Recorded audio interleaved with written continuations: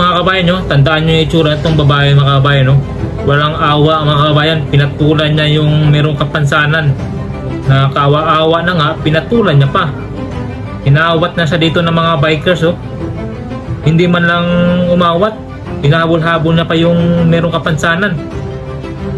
Mga kabayan, pasikatin natin to yung babae na to, na pinatulan niya yung hindi na makalakad.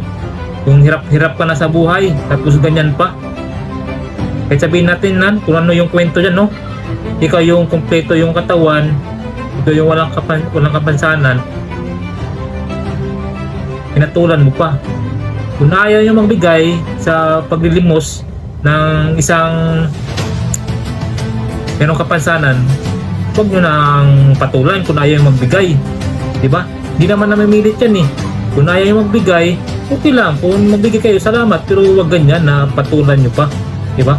Masikatin natin to. Sana makarating to kay Rafi and Tulfo. Para mabigyan tong leksyon tong babae na to. Hindi talaga mapawat.